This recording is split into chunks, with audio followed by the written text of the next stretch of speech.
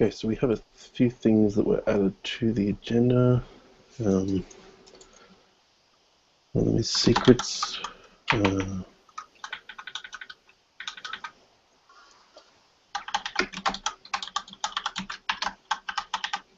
Let's see. Smoke testing.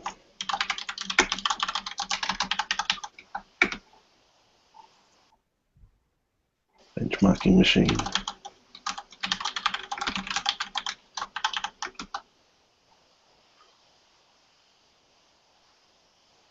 And CI robustness.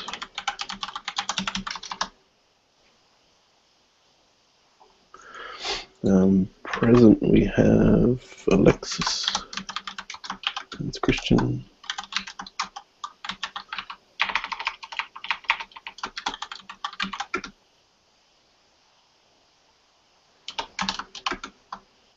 Michael, and me.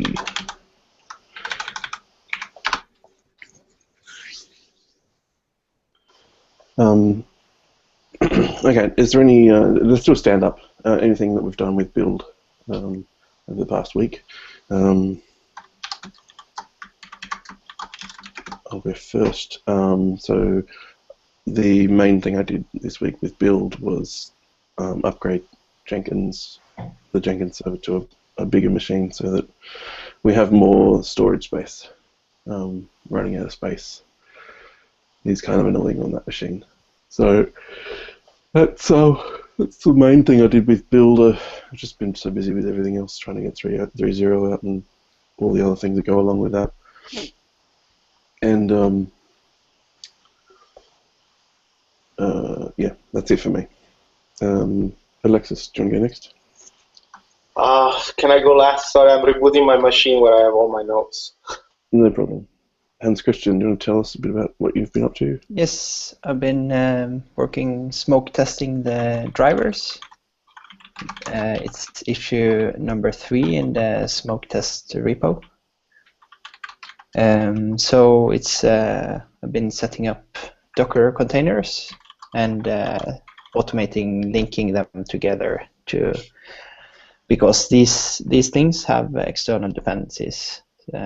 So we need to have the correct databases running to get the tests to pass. So far I've been integrating the Redis test suite and the Memcache test suite, and also the test suite for the Postgres.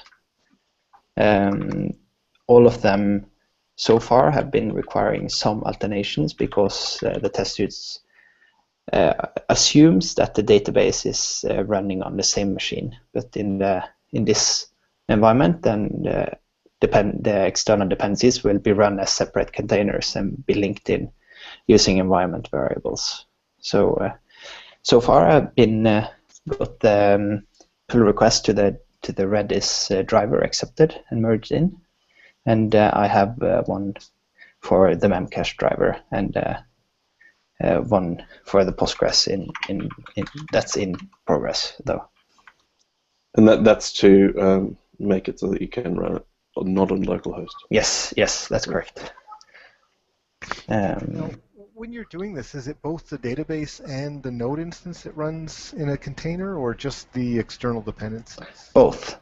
So the node instance is one container, and that way you can choose if you want to test it on IO.js and what version, or Node.js or something else, and then you just spin up all the dependencies as separate containers as well, and then you link them all together. So how will we handle like testing under other platforms like Windows? Well, that's the challenging part. Because I could see all the dependencies. We don't really care where they run, right? So having them run under Docker sounds good. And so if just the client end could run under something native, and then it connected to the Docker instances, that sounds like we could then cover everything. Yeah, that's a good point, and it shouldn't be very hard though, because you can choose to expose a port more publicly from a Docker container. So as long as your host can run Docker containers, then in theory at least, it shouldn't be too difficult to have the tests running locally. But what I'm paving with this is at least to get the drivers to be aware that you can have an external database and not installed locally. Yeah, and oh no, that part's very good. And even the dependencies working under the Docker images, I think we would use across platforms. If we just had just more of a, if you can think about it while you're doing it, how easy would it be to run the client side? Yeah. Outside of Docker, and then I think everything else is reusable and very useful. Yeah, good point. I'll keep that in mind, definitely. Okay. Okay. Michael? I can't remember. I think we didn't have a meeting last week, so I think since our last meeting, I landed the PowerPC changes. So in the next stream, we should be able to build, or I have built on our local build farm and the test job. So I guess the next step on that is a couple next steps. Is one, I'm trying to see if we get 32 machines so I can add those in as separate machines versus on the same ones. And I guess the other thing is, do we need to add them to the regular like VNext test suites that are run? And how do we do that, if so?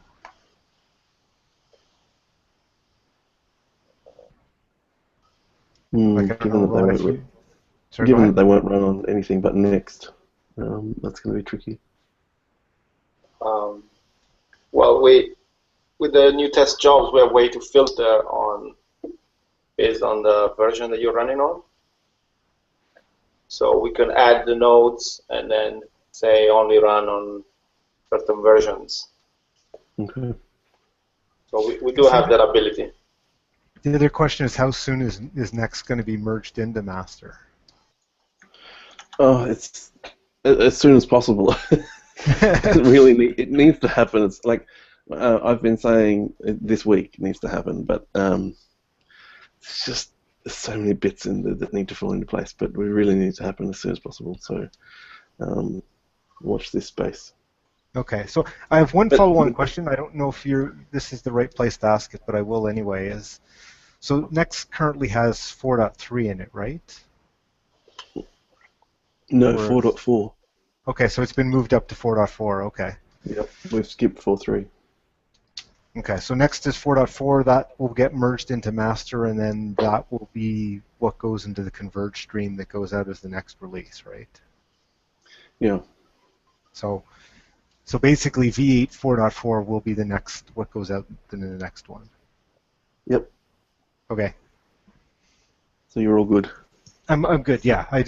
We're also working on Z support, and we're bringing up V8. So I just wanted to be sure which level we should be focusing on.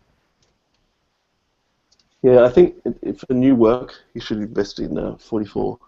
Sorry, okay. 4.4. Yeah, we a while back we started to get, we were working on 4.3 because that was the current at the time. It's getting close, so then the question was, where do we switch to next? It sounds like 4.4 is the one to go to, so I'll do that. Yeah, so the way we're tracking is that 4.4 will end up being the LTS. Yeah. Okay. The first LTS. Right. Okay. Okay. Okay. And I guess sort of related to that is I also have a ZOS machine, which I plan to add to the build farm, kind of like we did for the PPC ones. But it's not as high a priority since we won't be able to build quite yet anyway. Okay. Okay, so let's just quickly run through the items we've got. Okay, secrets. I can give my stand-up too. Oh, yeah, Alexis, off you go. Sorry. Yeah, I worked mostly on CI convergence. I just announced a node test pull request to replace IOJS and EPR multi. So hopefully there are no issues. We can deprecate that in a couple of weeks. Work that went in the last couple of weeks. I had the V10 support to all the jobs. So now all the newer jobs, Node test pull requests, accept pull requests, work against V10, automatically rebasing of pull requests for this job so they can rely on scripts in the repos. So even old PRs can run with the new logic. Improve reporting and a bunch of other tweaks and features, improvements. And Node accept request is almost ready, but I'm debugging a Git issue on an Ubuntu machine. So other than that, sorry, go ahead. So you've also got the Git issue on the Windows machine as well? That one just got fixed. We just fixed that. It was a different issue. It was a Git crash, incompatible version. But on Ubuntu, we get I'm seeing an issue where fetching tags, the tag is there, but it doesn't fetch it correctly for some reason. So I'm still investigating. But that only affects Node accept request. So also we're working on. How did you announce Node test pull request? Did you open an issue for that? I opened an issue in GitHub. Yes. Okay. It's on IOJS or? I posted, yeah. Node.js, yeah. Okay. Cool. Excellent. Yeah, so that's progress. I almost had the announcement ready for Node accept request, but there is this one Ubuntu slave that's giving me headache. Anyway, so and we need flaky tests in IOJS. Yeah, but at least I wanted to announce it just for join Node collaborators to move over. Okay. Yeah, so that's pending this fix on the Ubuntu machine. For the IOJS, we need flaky test and speeding up the ARM build, and we just submitted a pull request to run tests in parallel. So for the test runner to able to run a portion of the test, so we can spread them up on multiple machines. And yeah, and that's about it for my stand-up. So I guess I should have asked at the end when we were discussing adding the PPC machines. So is that something that I can do, or Alexis is something that, like in terms of adding those platforms to the set of machines used to test the next branch? You can give it a shot, and I can help you. Okay. If you look at the Node test pull request and its sub-jobs, okay. There's a sub-job for different platforms, like Node test commit Linux, Node test commit OS X, Node test commit other, Node test commit Windows. So if you copy that and specialize it for your PowerPC build. Okay. Michael, I'm just adding extra permissions to your Jenkins account so that you can do this. Okay, that was going to be my next question because I hadn't seen that I could before. So. Yeah. Okay. And you can just run that job individually. I mean, you have to figure out what the parameters are, but it's not too complicated. And then once you think it's ready for prime time, I can review it and we add it to the rest. Yep, sounds good. Yeah. Okay, you've been added, and I'm going to also add you to the Jenkins team. That's another thing worth mentioning. I think in somebody's update should have mentioned is we have this new team. Jenkins admins. Yeah, Jenkins admins. Let me just grab that. So when we have new collaborators onboarded, they need to have Jenkins accounts added, and the process has been to email me, and I don't want to be that person that is the gatekeeper. So we have this team, Jenkins admins, which is everybody with full Jenkins access. And whoever does the onboarding can ping that team and give details about who needs to be added. There is a GitHub issue about that, about the process in the build repo. Michael, I'm going to pull you into that so you can see. Okay. Yeah, and I recently went and updated all accounts for all collaborators to make sure that the email address is up to date with the Git logs. Oh, very good. Yeah, and I added a few collaborators from Joy and Node in anticipation of transitioning them over. Do you have that list handy of who is new on Joy and Actually, Node? only the IBM people. Okay, we should add them to the collaborators list that we've got on IOJS, because I had to do a TSC board update the other day, and I had to just say how many collaborators we've got, and that was the black hole for me. I didn't know how many were not in the list that we've got on the IOJS README. Okay, I can do it tomorrow. Or to the README or to the organization? Both. To the README, really, but they need to be added everywhere, so that it's just one list.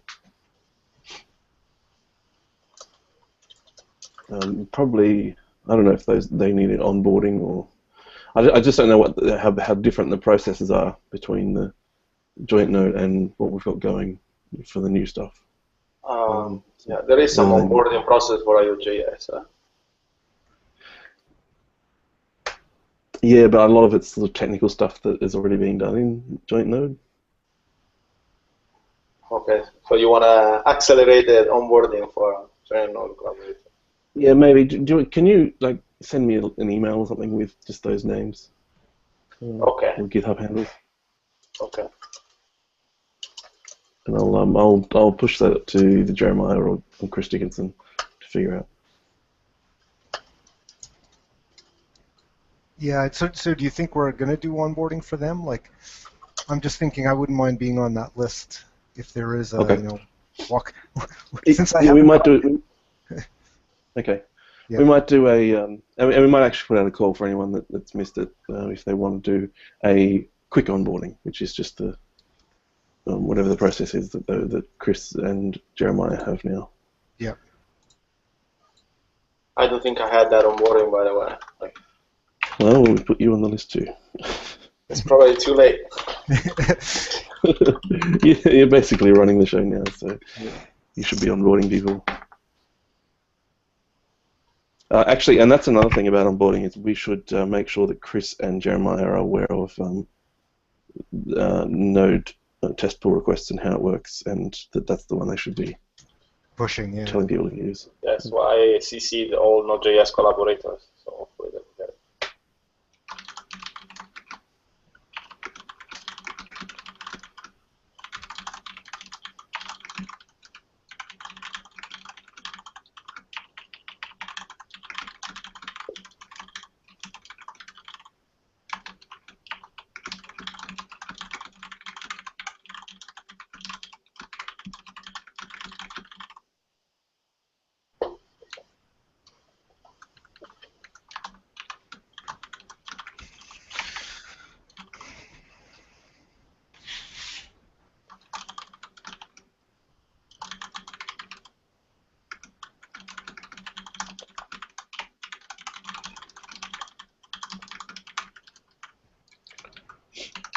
Okay. Secrets, just quickly, I mentioned it in the issue for this meeting. I'm trying this thing called .gpg.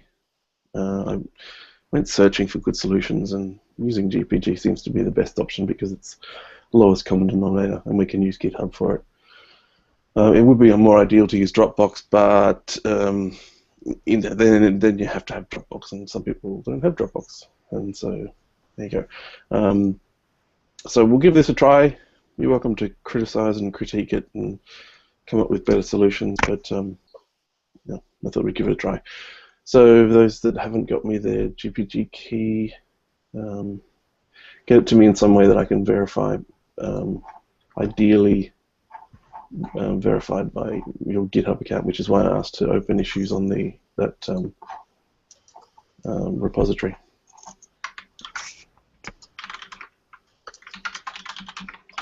So sorry, when you say verified through GitHub?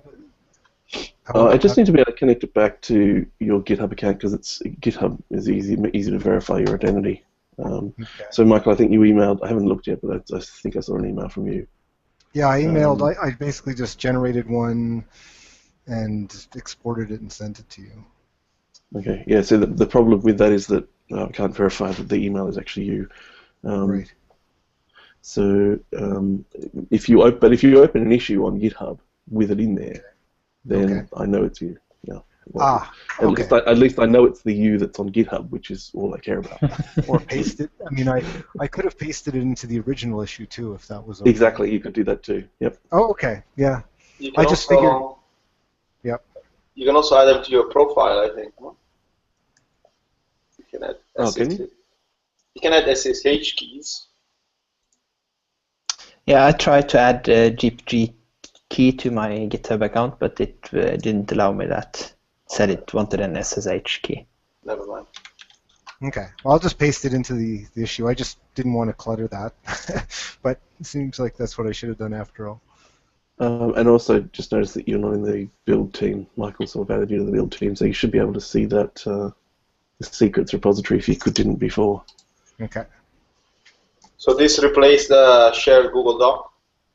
Yeah, and the reason I did this is because I've been making progress on getting certificates, and I can't paste certificates into that Google Doc, so right.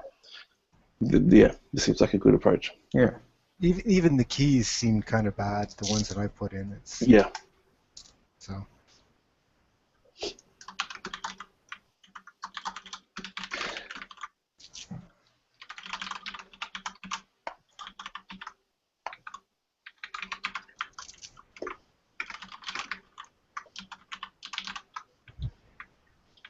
Just gonna quickly take some notes.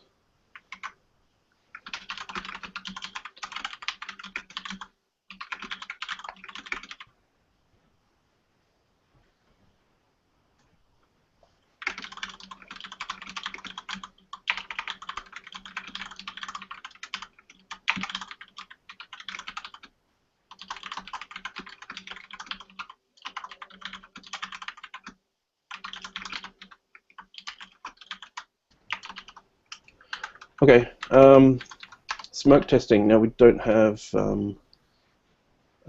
James here, but hand Christian, is there anything you wanted to cover on that without James that you haven't already covered? No, I think I noted that the IO.js coverage is pretty spotty for the drivers I've been working with so far. They've been marked as, at least for the, I think it was for the Memcache driver, then ignore all the errors or something. Oh, if IO.js? Yeah. Whoa. Yeah, and yeah, we're going to need to get on top of that for converged release. Yeah, and it's been quite a while since I posted the PRs to that driver, and I haven't heard back. So maybe I'll try to ping the author to see if he's alive.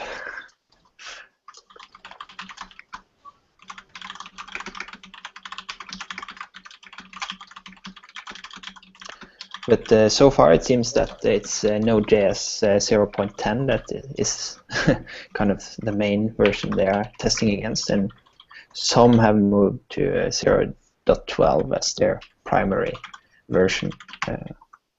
And yeah. And are we talking compiled add-ons? That's the no testing in Travis. So just Travis testing. Yeah. Not. Mm-hmm. But what's the hold up for them though? Is it compiled components, or is it? Like... I don't know. I'm not sure why they're holding up though. Oh well, we're gonna have to go out there and do some efforts to get people upgrading. I can see this coming up with Nan. We're gonna have to do that before we get the converged node out to prepare important dependencies that people rely on, just so that when we have the converged release and people try it out, everything doesn't break. Yeah, absolutely. Okay, let's punt that discussion to either GitHub or the next meeting, so that you've got James here to cover. Since there's no smoke testing group or working group, we just assume semi-responsibility for that here, which makes sense. It's just that I'm not sure we can expect everyone who's active in that effort to actually be in these meetings, so we have to be realistic about how much coverage we can have. Okay, benchmarking machine, Michael. Right. So in the last benchmarking work group meeting, one of the things that there was a bit of a discussion on was, how you actually handle the machine such that you're going to get consistent results run to run.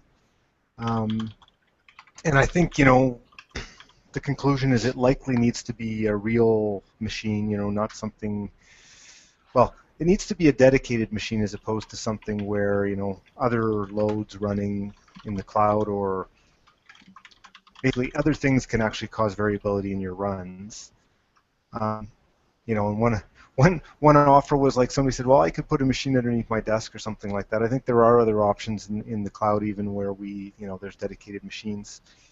But we thought we'd check with the build group to see, have we had any thoughts of how to handle those kind of issues before, and how do we generally go about trying to, request hardware donations or getting hardware for something like this?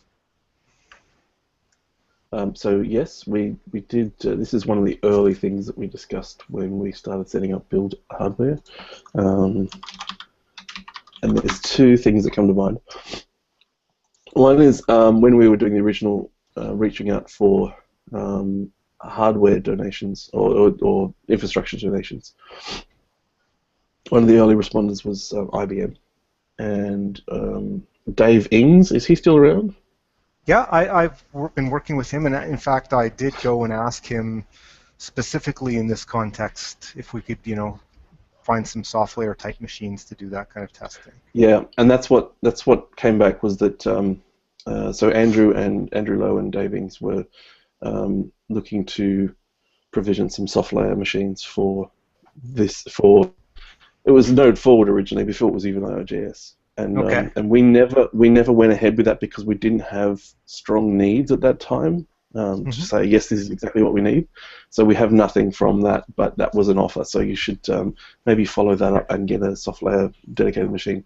The other option is to use Rackspace, which I believe can do dedicated machines under the account that we have. But I'm a little bit wary of pushing too hard on Rackspace because I know we've got a fairly high spend with Rackspace at the moment. Okay. So I'll pursue that with Dave as a starting point, see what we can do on that front, and if we can, if it makes sense to hook up that effort to Jenkins, then let's do that as well. So I don't know if that'll make sense, but that would be my thought. Like, unless there's some reason not to use Jenkins to control the flow of the execution, I don't see why we wouldn't, right? It might be that you come up with a tool that's you just run with cron. And it has some nice graphs that display. If that's it, then right. Maybe you don't need Jenkins. Okay. Okay. So, yeah. I'd encourage you to make, when you do that, to loop the build group into it and use the build group to help manage those resources. So if you get a machine or multiple machines, then put them in, put credentials in the secrets, all that sort of stuff, and then have this group help manage it, just so that the benchmarking group can focus on benchmarking. And yeah, absolutely. That's why I said I'd bring it here, because I thought the machine end of it really fits nicely here versus the benchmarking. So once you have the resources, then setting up and running the benchmarks fits into the other group. Okay. Yep. I think we're on the same wavelength, so that's good. Some notes about that. CI robustness. Alexis, do you want to tell us your thoughts there? Yes. Well, over the last week or so, we've had a few instances where the CI got blocked. And so I'm wondering what we can do to improve the robustness of our CI. I noticed that some configurations only have one slave in it. So obviously when this machine is unavailable, then everything gets blocked. In particular, some Ubuntu configuration. I don't have an inventory of all the configurations that have only one machine. So I wonder if there is such an inventory already, or if we should build it. Also, Yes. There is already one? There is, and I don't think it's actually It's still a pull request. Pull request number 120. That's what I was thinking because I was waiting to add in the power ones to that. Sorry, I need to get back to that. It was just I was holding up because I realized that I'd left off a couple of Rackspace machines. Yeah. Well, I wish there was a dynamic view of what's going on in Jenkins. Yeah, is there any way to tell when a Jenkins, flow has stalled or taken longer than expected? Not that I know of. So also when slaves go offline, we don't get any notifications. So it would be nice to get notifications somehow. Mm-hmm. Yeah, we've been talking about putting some monitoring in place, but it's just one of those things that no one's been able to prioritize. Right. So I guess I just wanted to have that discussion. Also, when this Ubuntu slave went down, we couldn't reboot the machine because we didn't have access. So some of these machines, the access through SSH keys, I think. Oh yeah. I think Johan has access to. So maybe my SSH key, I should have tried that. Okay. Yep. Well, I guess those machines, the SSH keys, I think are done through Ansible, right? Like when you do the Ansible scripts, it installs a bunch of SSH keys for people based on your GitHub keys. Correct. But like I added myself to the templates for that match the PPC ones, but there was only like 2 or 3 people in those. I don't know if it makes sense to like include the whole build team. It doesn't, but we do need to expand the list because it's really only me and Johan that have access to most of the Linux machines, and that's not really scalable. So I know Hans Christian has volunteered to help out with that. Alexis, you want to go on that list as well for all the Linux machines? Yes, I think it would be good to have some people redundancy, right? Because yeah, at least to cover all time zones. And the SSH key that you've got in GitHub is good? That's the one you use? Yes, I updated it recently. Okay.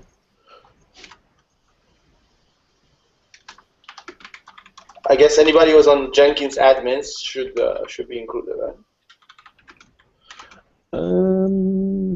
Yeah, I guess so. Yeah, that makes sense.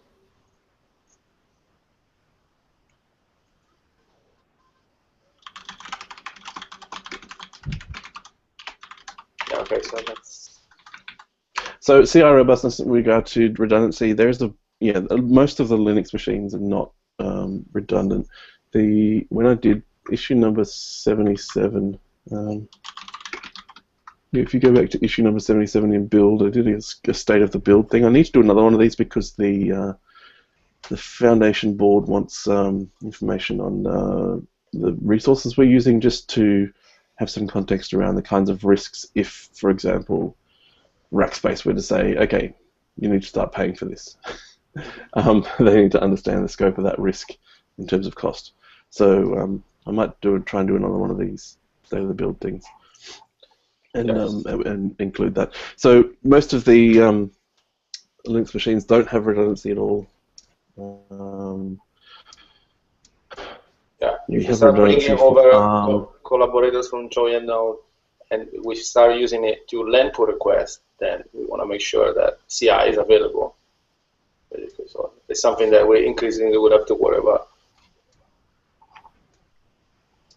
Yeah, I'm wary of really scaling up resources here because we're really using a lot already, and either we need to trim and focus, or we need to come up with a strategy whereby we have redundancy for those that matter, and those that don't matter as much we don't have to include. I'm just wondering if there's a way to, maybe we can have Node accept pull request only using a subset, and Node test pull request using a larger group. Yeah. Or both of them can use a different subset, I guess. Yeah. There is that parameter now. Now, as long as you'd want the accept request to have everything that somebody should test to land, right? Yeah, we test on a very large variety of Ubuntu configuration. We do. We have big coverage, and we could trim that. For example, the 1204 is sort of right in the middle, not as vital. It's just that we get really good coverage of libc across those. Mm-hmm. Well, as part of transition collaborators over from join node, we can bring over some of those hardware resources. So when we do, we can look at assigning them so that we have more redundancy per configuration. We could probably also try and probe Joyent to give us to donate more resources too. Let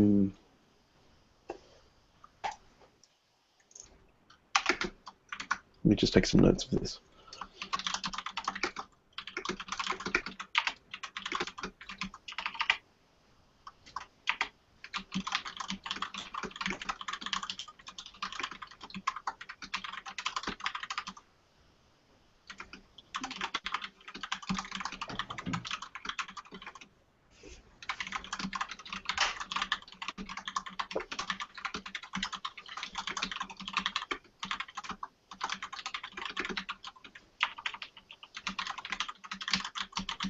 The other option is simply to just focus on monitoring and making sure that there's a larger group of people that can fix when things go down. Yeah, I think we can do both things. Yeah.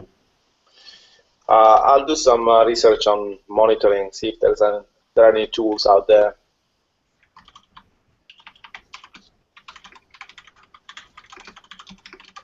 Yeah, I'm interested in helping out with the monitoring task. Now, are you thinking that there might already be Jenkins monitoring tools out there? I'm hoping so. Okay. Jenkins is a pretty popular tool. I'm sure we're not the first ones to have this issue. No, probably not. You know, if we have enough people to watch it and to get a notification when a slave goes down, then we have better response. There is I wrote a really quick tool in the build repo. I'll paste it into chat here. And I run this regularly when I'm just looking at what's going on. It just all it does is it grabs the status input information about all the nodes and reports to me which nodes are down or have been removed from the active set, and I can use that to quickly identify what machines I need to go and triage. So I just run that, and that gives me output. But that's not automatic anyway. It means it's just simply I run it. But I could, you could actually attach that to like a cron job, for example, and then have an email if it's not working as expected. Because the other angle would be to monitor the jobs. Like if the accept pull request is run for more than X amount of time, then that might warrant somebody taking a look. Yeah, we'll find out, I guess. But by the time we find out, it's probably already blocked, Yeah, no, I guess if it's mostly that just machines being down are the things that block it, then I guess knowing when they go down is going to be much faster. Yeah, I think to have a certain number of machines per configuration and get an alert when the number of machines per configuration goes down below a certain level, ideally. Because we're not just dealing with Jenkins resources, it would be nice to have a solution that can do Jenkins plus other things. So I imagine that you can find plugins for both Jenkins and for monitoring tools that do Jenkins. That would be nice. Okay, I'll take a look.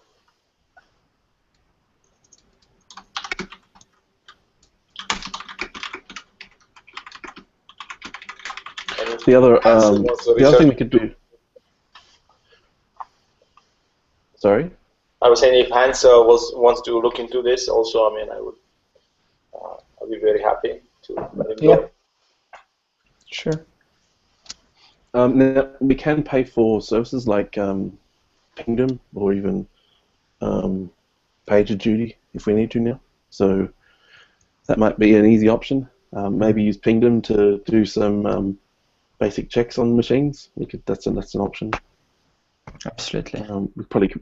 You could probably configure Pingdom to request something either from Jenkins or from a small utility that scrapes Jenkins and reports back status and then sends emails. That'd be one way to do it. I think Jenkins has a REST API, right? At the end of every page, there's a link where you can get some parts. That's what I'm using for that tool that I posted. That's what I'm using for that. It's just you can't get a thing that says everything's up or everything's down. It's not that binary. It's like these machines are up. These ones are temporarily down because of they've run out of disk space or whatever, and these ones are definitely down. Yeah, I guess machines will go down temporarily, but if they go down for a long time, we should be alerted, ideally. And also, if too many machines go down per group, then we want to be alerted.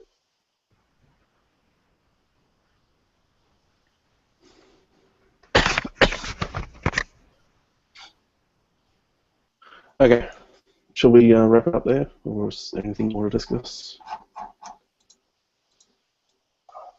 Is everybody on this call going to be at the Collaborator Summit? Unfortunately, I'm not going to make it. Oh. I'm on vacation next week, so.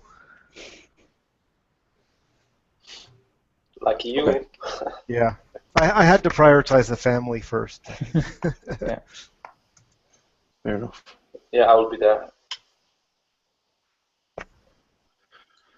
Okay. All right, thanks, guys. Okay. Okay. Probably See you. Talk to you guys later. Francisco. Bye. Bye. Bye.